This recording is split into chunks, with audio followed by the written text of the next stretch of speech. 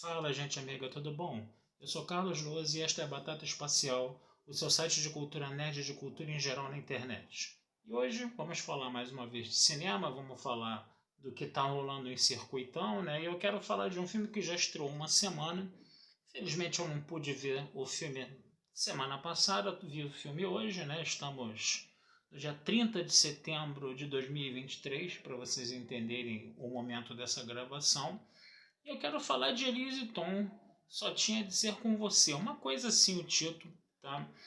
E o filme é um filme que estava muito esperado, um documentário que fala, né, sobre a gravação desse disco lá na década de 70 em Los Angeles, né, plena ditadura militar. Então a Elis Regina, que estava alavancando a sua carreira, né, que sempre foi um enorme talento, né, acho que foi uma das maiores cantoras do Brasil, se não foi a maior, e poderia, o filme deixa bem claro isso, poderia ser uma das 5 maiores cantoras do mundo, tá, na época. Ela estava tentando alavancar a carreira dela, ela tinha a ditadura militar acontecendo, ela acabou cantando nas Olimpíadas do Exército, né? O que foi uma coisa que naquela época acabou sendo muito negativa para ela, porque ela estava, né, em plena ditadura militar. Ela tinha um empresário que acabou dando a ela essa, vamos dizer assim, essa tarefa, né, de dela cantar, acabou fechando esse negócio aí, né? E ela ficou muito mal vista, né, nos círculos culturais, né, nos círculos artísticos. E aí se pensou em fazer uma retomada da carreira dela. E aí ela estava justamente fazendo um disco, ela queria fazer um disco e queria prestar, de uma certa forma, um tributo, fazer uma homenagem a um grande compositor brasileiro, a um grande músico brasileiro, tá? Fazer um dueto, né? E aí surgiu a ideia de chamar o Tom Jobim para fazer isso, né? O Tom Jobim que a gente também não, também dispensa apresentações, né? Também um dos maiores músicos do mundo, a gente também pode falar isso, né?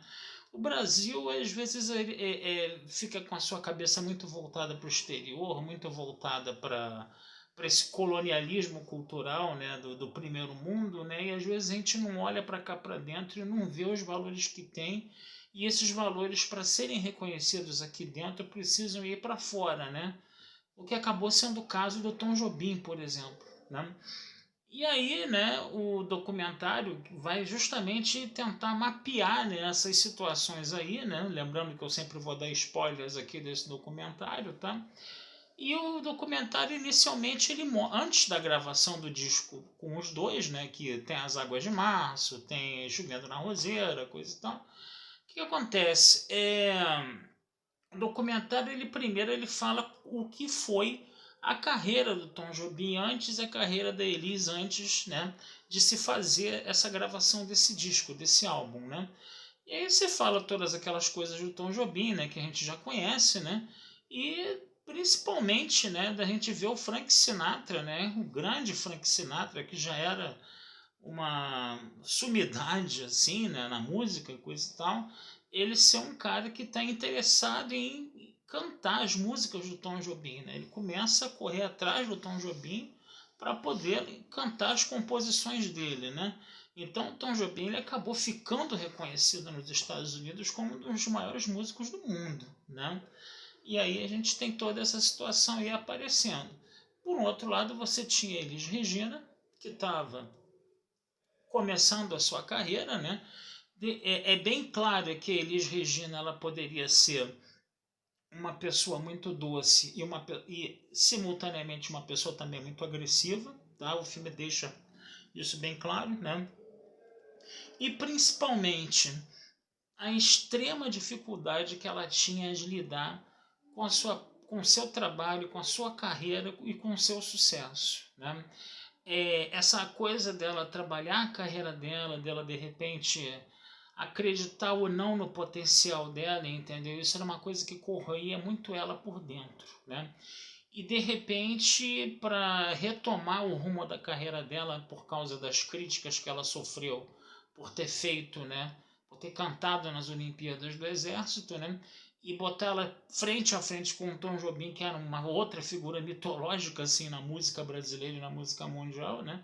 Quer dizer, não foi um processo fácil, né? Foi um processo complicado, tanto que o disco quase não saiu, né? O disco quase não saiu. A gente vai ter, o filme deixa isso bem claro, a gente vai ter problemas de quem ia fazer os arranjos, né, quem ia fazer os arranjos das músicas, né, no caso, né?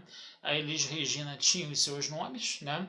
Enquanto que a equipe que já estava com o Tom Jobim nos Estados Unidos já tinha escolhido o César Camargo Mariano para fazer isso, né?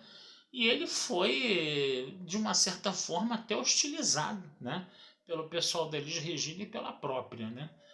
E ele disse que a coisa foi muito complicada, né? Você tem esses depoimentos, né, dessas pessoas, né, que participaram dessa gravação, as que estão vivas ainda, né, ou as que vivenciaram o processo, né, no caso, né? E aí o que acontece, né? O Tom Jobim estava ali no meio também da situação, né? E ele também não queria ficar em segundo plano, ele não queria ser só um ator convidado, vamos dizer assim, um artista convidado, né, para fazer o disco, né?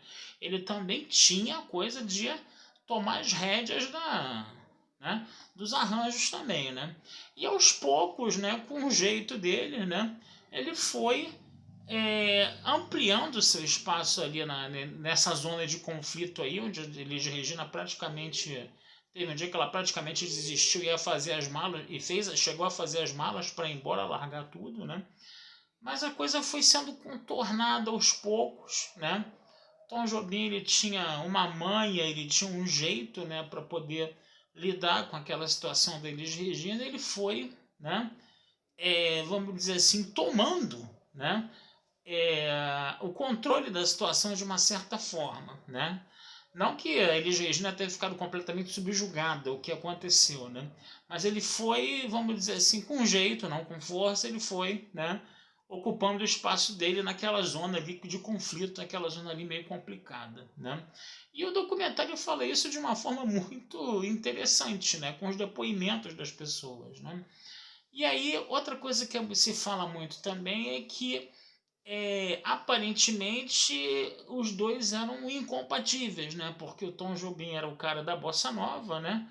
Aquele cara que canta aquela música que o pessoal chamava até de minimalista, com poucas notas, aquela aquela forma de cantar mais, sei lá, num tom mais baixo, uma coisa menos explosiva, uma coisa mais, vamos dizer assim, mais leve, né? Como a gente pode dizer, né?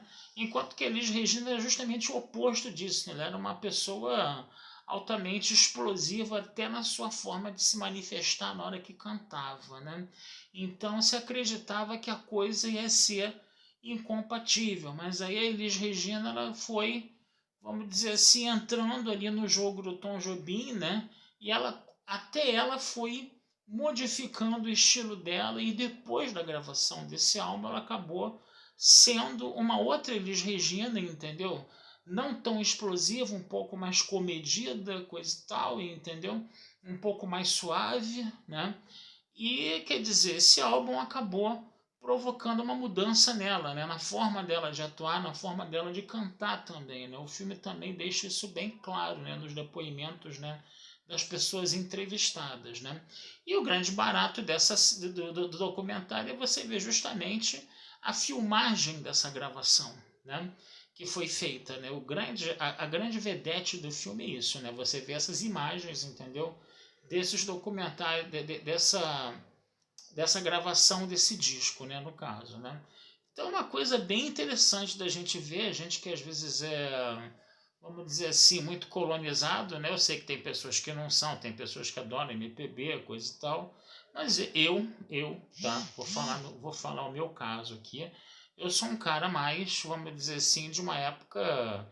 Eu sou um cara que cresceu mais na década de 80. Tinha um rock brasileiro, claro, entendeu? Mas a gente também consumiu muito produto cultural estrangeiro, né, no caso, né? E a bossa nova, né, a música popular brasileira, coisa e tal, que era uma coisa mais antiga, das décadas de 60, 70, coisa e tal, né? Não entraram muito no nosso extrato cultural, sei lá, da minha geração ou então das pessoas com quem eu convivia na minha época de adolescência, coisa e tal. Eu sou um cara mais colonizado mesmo, eu não vou negar isso, tá? Mas ao mesmo tempo também a gente tem que, mesmo a gente não curtindo muito música brasileira, nem conhecendo como deveria conhecer a música brasileira, tá?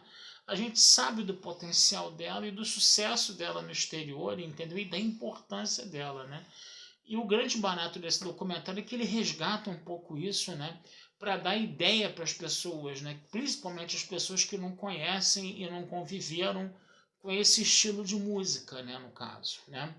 E o filme ele é bem didático nesse ponto, é bem didático em mostrar as qualidades e a forma como a música brasileira é vista lá fora, tá? Então, gente, vale a pena dar uma olhada nesse documentário, sim, tá? Mesmo que não seja a tua praia musicalmente falando, como não é a minha, tá? Vou ser bem sincero com vocês, mas eu confesso a vocês que quando acabou o filme eu sentei lá, botei meu celular na internet e já peguei umas 2 musiquinhas para botar no meu celular para escutar. No caso, né, Águas de Março, né, que é famosíssima, né, desse disco, tá? E Chovendo na Roseira também, tá? Então, mas eu imagino que o álbum Elise Tom esteja todo, né, no YouTube e não seja uma coisa difícil de vocês correrem atrás, de vocês conhecerem esse álbum completo, tá? No YouTube é só baixar lá, entendeu? Botar naqueles programas lá de conversão lá, coisa e tal. Eu não vou ficar falando muito disso aqui, né? Até que não é bom falar mesmo. Mas vocês sabem como é que a gente pega as músicas, né? Então é isso, gente. Vale a pena dar uma procurada nesse documentário, tá? Vou ficando por aqui, tá? Desejando vida longa e próspera a todos. Não deixem de visitar meu site batataespacialtudojunto.com.br e futuramente a gente conversa sobre mais filmes aí com vocês, tá bom? Abração, fui, até a próxima.